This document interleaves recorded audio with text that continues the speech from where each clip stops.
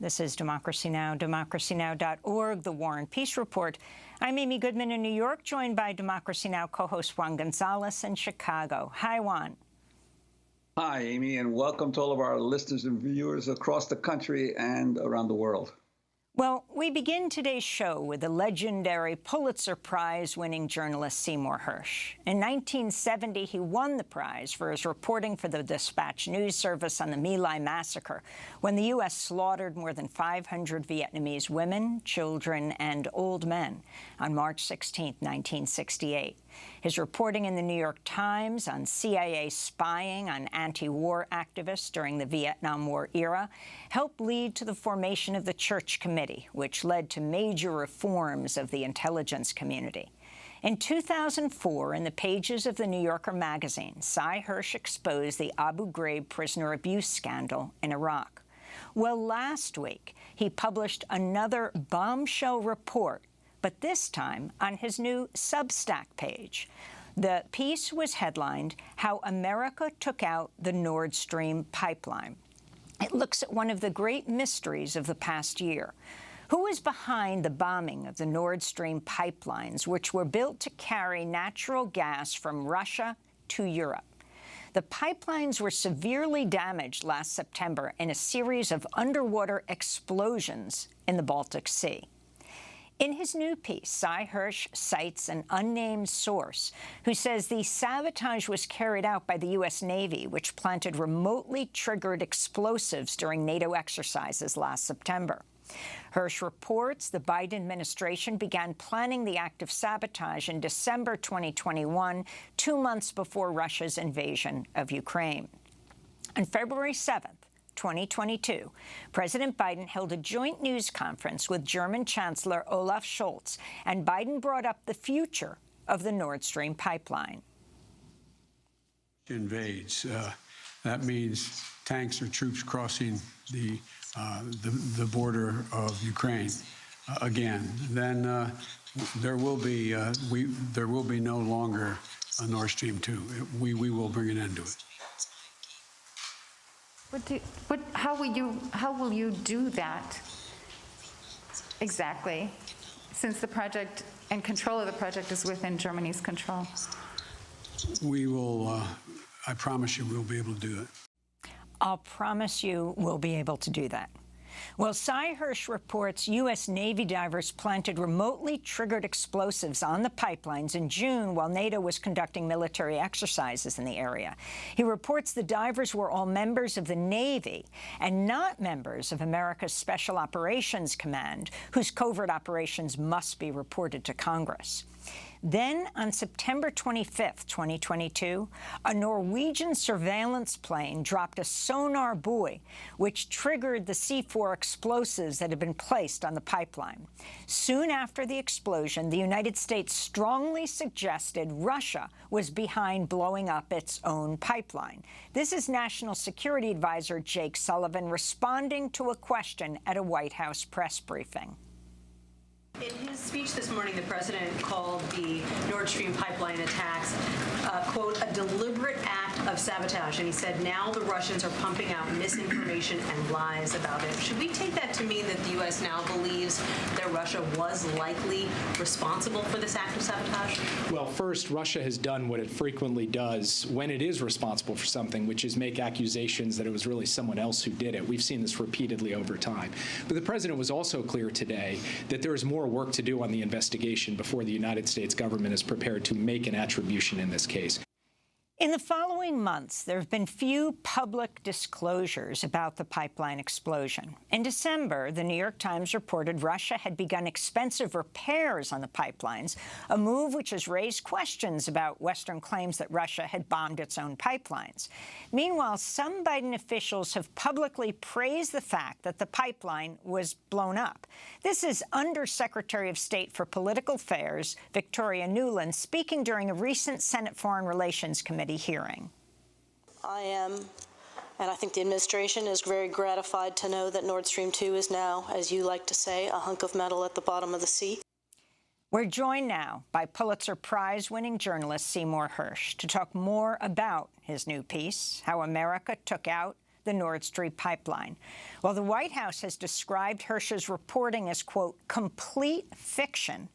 Calls are growing for an independent probe into the explosion. Sy Hersh, welcome back to Democracy Now! If you can flesh out what it is you found in your report and what first tipped you off, albeit there were a lot of public comments, including the Polish government right after the bombing saying, "Thank you, America." Lay it out for us, Sy. Well, first of all, I think the reporting really can be described as a friend of mine did. What I did was really deconstruct the obvious. I mean, you have to hear what the president said. But of course, there were secret plans that I'm writing about, and they include there was a committee set up. Jake Sullivan was directly involved. He was the national security advisor, still is. They set up a team to look at options about how to put pressure on the Russian government to back off. I'm getting a bounce in my ears, so this is comical. Can you hear me? We hear you perfectly. We don't hear the bounce, Sy. Oh, okay, that's great. I hear it, though. Anyway, and so I'm just writing about inside baseball stuff. It's the normal things you do. They set up a committee to think of options. Russia was clearly going to go. The threat the president had yet to make had not been made. And this is December before New Year's Day of the year before, 2021. And the question inside the committee, and it included the usual CIA, NSA, Treasury Department, State Department, you name it, and they met in a secret office building in the across the street from the White House, the executive office building. The option was: do you want us to do something kinetic, or something not kinetic? In other words, not kinetic would be more sanctions, or something kinetic would be, taking out the pipeline, as had been thought about. And an answer came pretty quickly. I would guess Victoria Nuland's statement that you mentioned came actually before the president's. It came in late January of last year.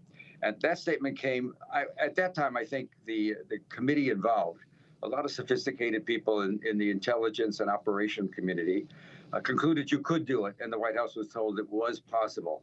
I think that led to the comments, which really, of course, made the people on the inside go half crazy, because it was supposed to be completely covert. But at that place, as I wrote, it was simply described as a classified operation. None of the rules of reporting to Congress were involved. And so they began their planning. They went to Norway, which is a great ally of ours. Norway was one of the original signers of the 1949 NATO treaty.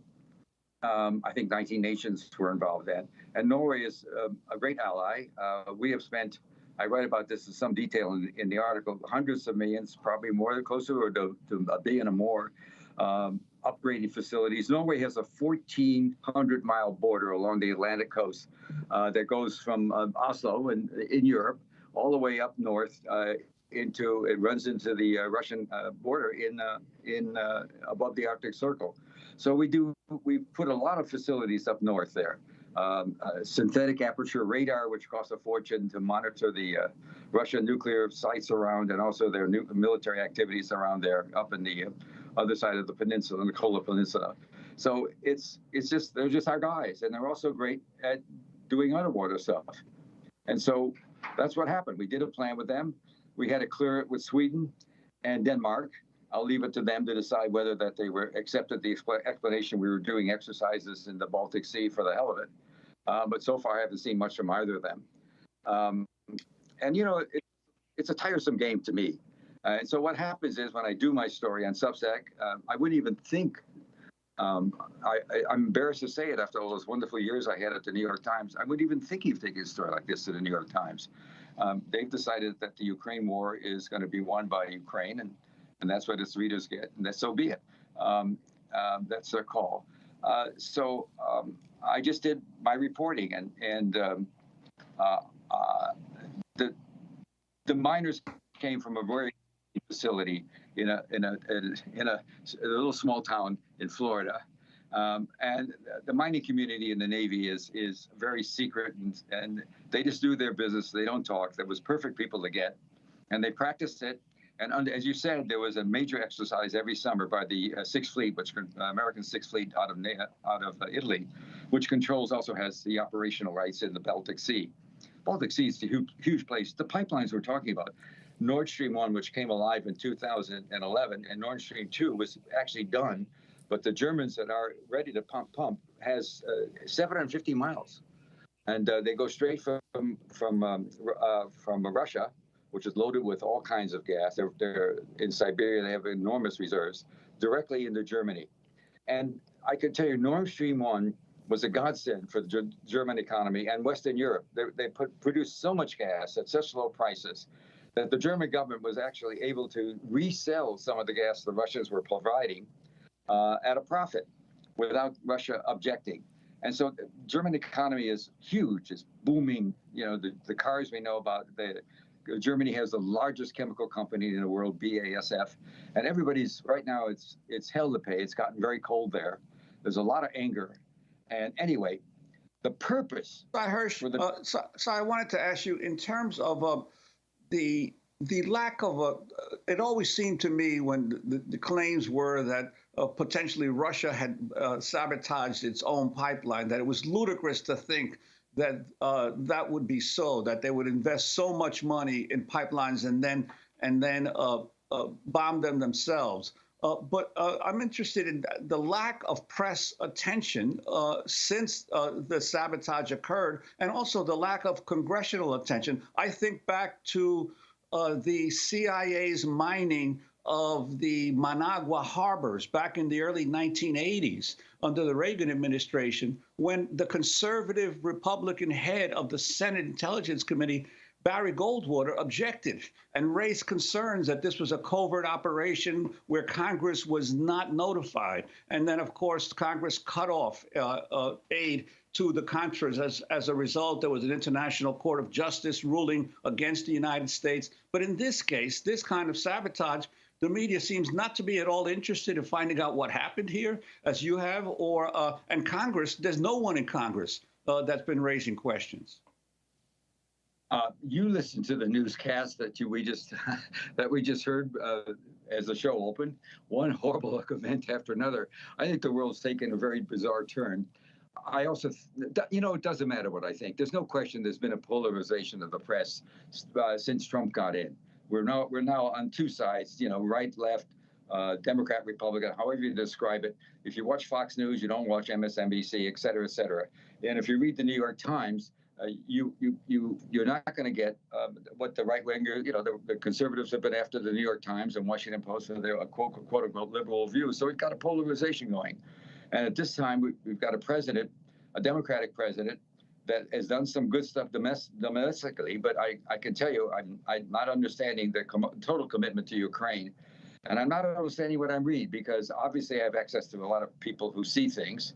I've been doing this, Amy, and I've been doing this, writing about COVID activities for, am I that old? 300 years. Anyway, the bottom line is the stories I've been getting about the war, particularly beginning in fall, and that's what gets interesting, have been pretty dire. The Russians, I think the end is just a question of time. Right now, it's a question of how many more people Zelensky wants to kill of his own people. It's going to be over.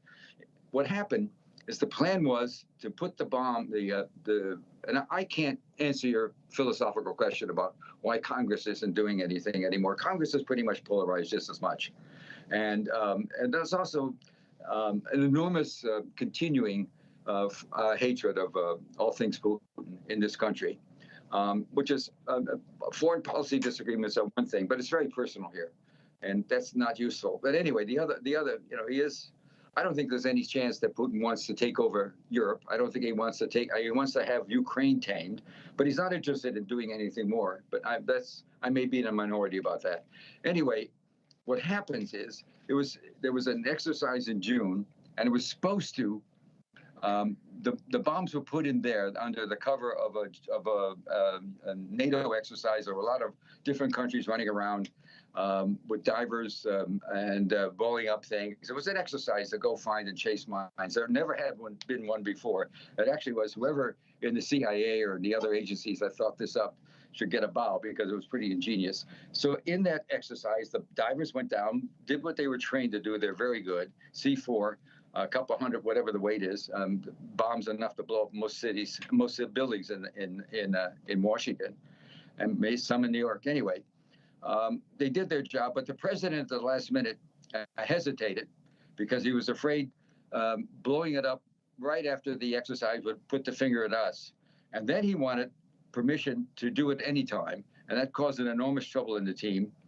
The team was, people are sophisticated in the intelligence services. I know we have cliches about them. We see the movies about them.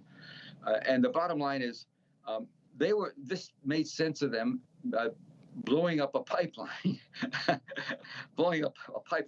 it's actually owned by a division of Gazprom owns 51%. That's all the Russian oligarchs. And 49% of the Nord Stream 1 are owned by 4 business groups in the Western Europe who farm out the oil. Anyway, they saw the threat as being valid. And if he wanted to do it during an exercise, well, okay. But in September, late September, they got the word, they fixed it so he could.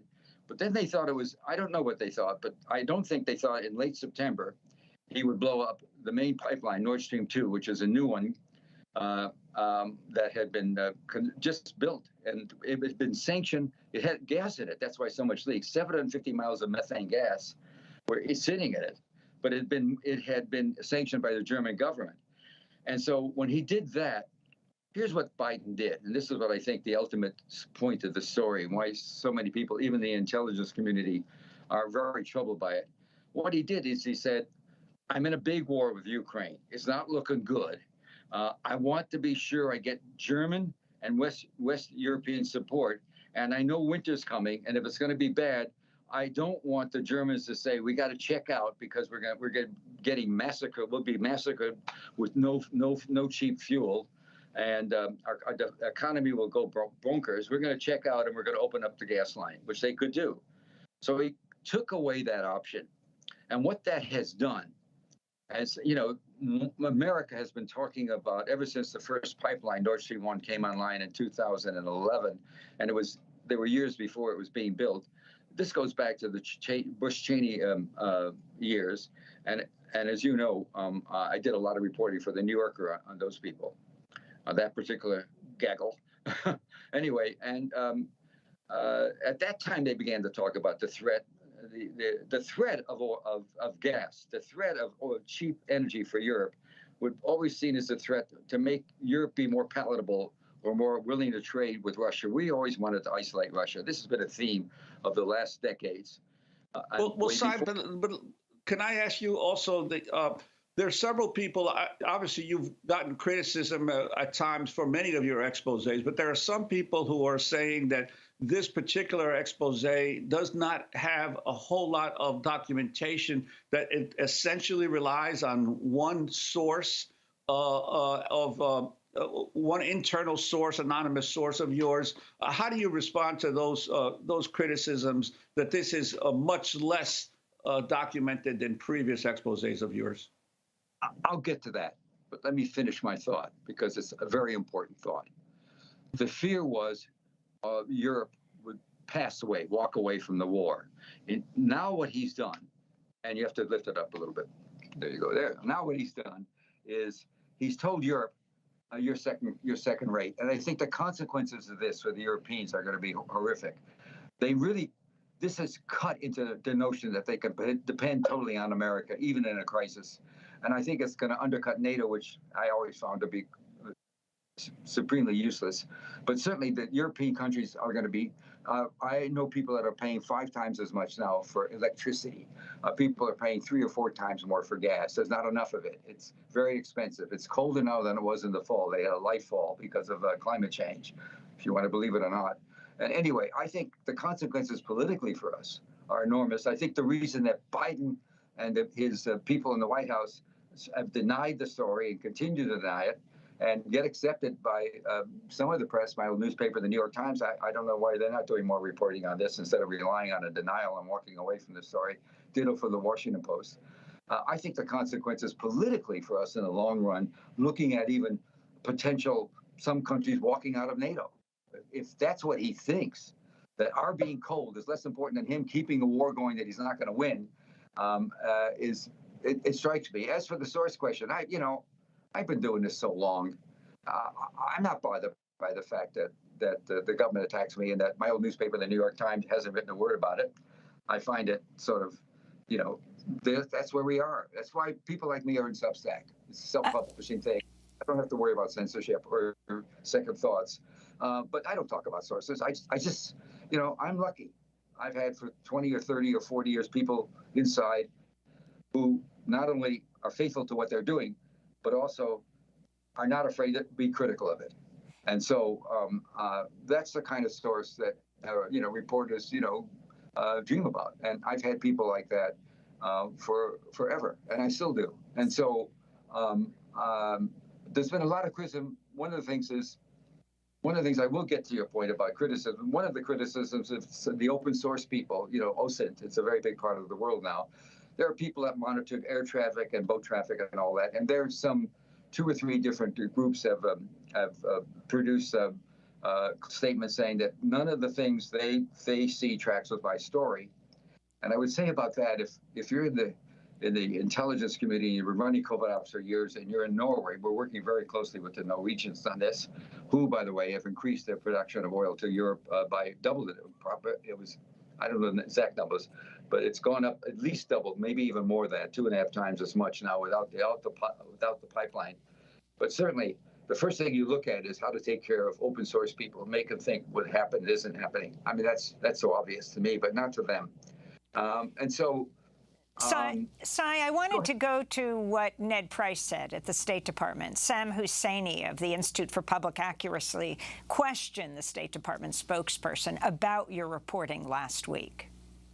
I'm sure you're aware of the new report from Seymour Hersh, how America took out the Nord Stream pipeline and the White House's denial of any involvement. Given the longstanding U.S. opposition to the pipeline, Secretary Blinken's calling its demise a tremendous opportunity, and Under Secretary of State Nuland's saying that the U.S. officials were pleased with the destruction of the pipeline, and especially the Sweden's secretive investigation. Do you think the U.S. government's denial of involvement is credible? I absolutely do, and I repeat it here.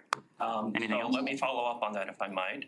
Have you or anybody else at the State Department been in communication with German, Norwegian ambassadors or other allies or officials on this matter? On the matter of Nord Stream 2?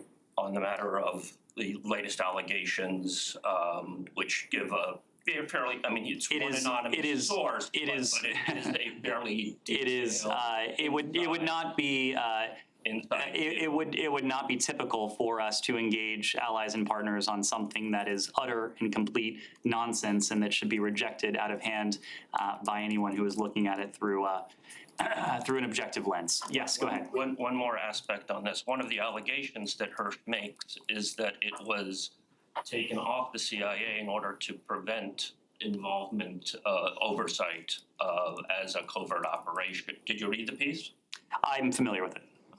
One of his allegations is that it was taken off the CIA. Look, rather than let this propaganda be aired in the briefing room, but let me just say it is a fundamental misunderstanding of oversight in our U.S. Congress. Beyond getting his facts entirely wrong, as he has before in very high-profile ways, it is a fundamental misunderstanding to suggest that our intelligence community is not subject to oversight. Anyone who writes that, who writes anything like that, should not be believed on any fact that he or she puts forward. That it was taken off of a CIA and put under military in order to prevent. Our military is also subject to rigorous oversight. That's my question. That's my question. The answer is yes.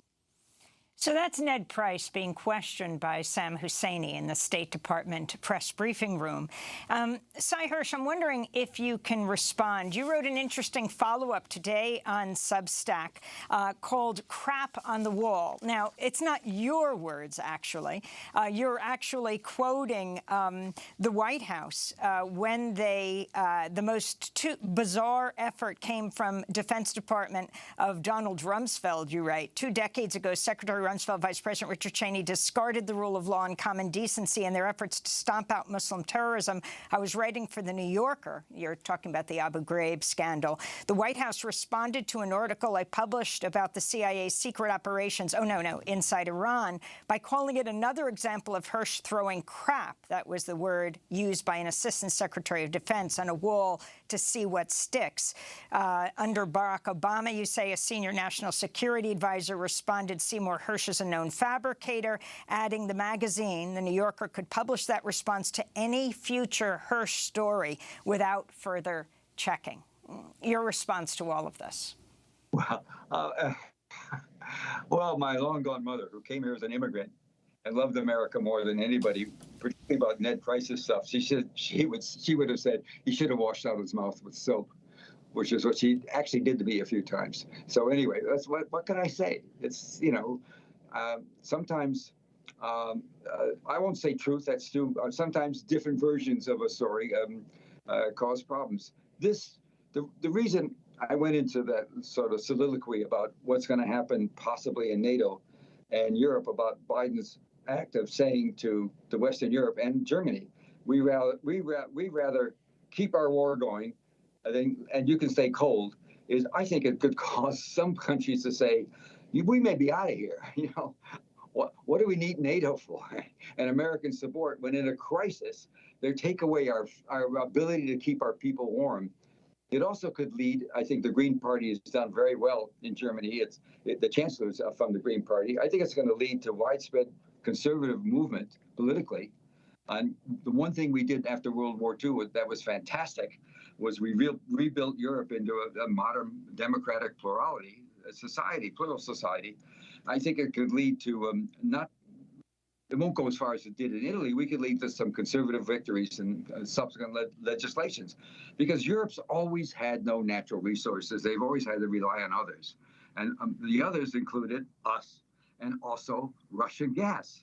And if we want to stop that off, we do it at a political cost. And I think the point I'm making is I'm still going to do more reporting on this because there's still things I need to write about later.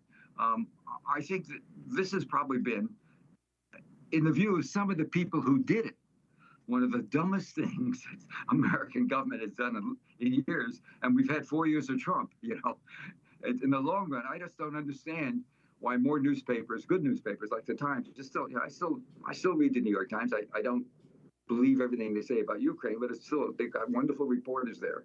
My attitude towards editors is if we got rid of 90% of the editors in the world, we'd be much better off. But that's always been, since I was a kid reporter, I thought that. So, I don't care what they say. I mean, if I did, I would weep, because some of the stuff is so dumb. It's just so dumb. And the Biden administration putting Ned Price, he's paid to work. I don't fault him. He actually knows intelligence. He had a career in intelligence, and from all I know, he's a perfectly decent. I know people that know him personally, and he's a fine guy. He's just being told what to say, and he says it. And let me just say this: you got to go back to the Secretary of State Tony Blinken after the bombing in September. He made a speech in which it was a press conference in which he made a gratuitous statement. He said, one good thing is that no more will Russia be able to weaponize gas. And the notion of Russia weaponizing gas with Western Europe to get fame and to diminish our power over, or our authority, or our economic ability, control over Western Europe has been a theme of this country for 2 decades. It's not a new theme. Oil scares the hell. Russian oil and gas always scared the hell out of Washington. Now your question is still. Lastly, the Norwegian government has claimed that one of the ships that you mentioned in your article that was involved in the planning of this or preparation of this was not present at the time of these exercises. What do you make of Norway's denial? You know, let me tell you something about Nicaragua you don't know. One of the things that happened in Nicaragua, the CIA guys operating there would thrill and get excited. There were speeches there, and you know, even in the worst of times, in the Sandinista movement, they would go in their little motorboats off the beaches and shoot flechettes into the beaches and have a contest to see, you know, I shouldn't say the latter. They would just shoot and know there were casualties. They would just do that and have a lot of fun talking about it and bragging about it. I mean, that's the kind of stuff you get into when you have a covert operation. And so the Norwegian government that's just completely, I'm sorry. I dropped something here. The government, not only did that ship have was in the operation, it also have a compression chamber that had been flown in by the CIA. Now I'm getting the details I don't want to bother with. The CIA flew in a compression chamber that's put on the ship because it's just a submarine hunter. And the divers at 260 feet, that's the level. The Norwegians found the lowest level, the shallowest part of the Baltic Sea, which is off an island called, it's between Sweden and Denmark. And they practiced there, they had to. And for the divers, it was 260 feet deep where the landlines were. And the pipelines are steel covered, but they're also covered by concrete shields. So it's a serious job to blow them up. And at 260, without a compression chamber, they'd have to go up every 90 feet. They're breathing, it's amazing to me, they're breathing oxygen, nitrogen, and helium. That's pretty amazing to me. And they'd have to go up, now they could just pop up to the surface. So it was called the Alta. The ship was there. I mean, that's just such a stupid lie. But it's a submarine hunter. They didn't have to stay there. They could just go and the guys could jump off, and there was no long recovery. At a certain time, they would come up, and the time was fixed. You don't drop explosives like that and then let them go off in 5 minutes. You give a lot of time. You have a timer on it so that the divers could get up to the top, and they come up and they make a pickup. It can happen much more quickly than you think because it's not in the description of the ship, but on that ship there was a decompression chamber. It had been flown in and planted there, and by the CIA. This was actually a brilliant operation, if you want to know it from the point of view of a classic operation, because they got away with it. And at that point, the purpose was always, let me go back to this, the purpose for doing it is to make the threat credible. But then you have the president and the undersecretary of state within a weeks or two of getting a word that it's credible, we can do it. Start blabbing about it. Of course, that was disillusioning to the people involved, but so what? I can't talk about it. You know, you can say it's not true, I invented it, but that's just, look, he did it, and he's going to have up to it. I watch my mail. I watch my Gmail, and I'm seeing every day more and more than I want. I'm seeing more messages from around the world, different countries chiming in. I'm seeing that. I'm seeing something that was, and by the way, on Substack, it was, I didn't know about Substack. It's an amazing platform. They had more than 1 million hits on the thing within a day. Well, I mean, people, what were the messages I got from people who said, thank God, we missed the kind of reporting that you and others have done. We don't see it anymore. I'm not talking about your show, Amy. I guarantee you, not that. Well, Seymour Hersh, we want to thank you so much for being with us. The Pulitzer Prize-winning journalist will link to your new piece on your Substack, How America Took Out the Nord Stream Pipeline.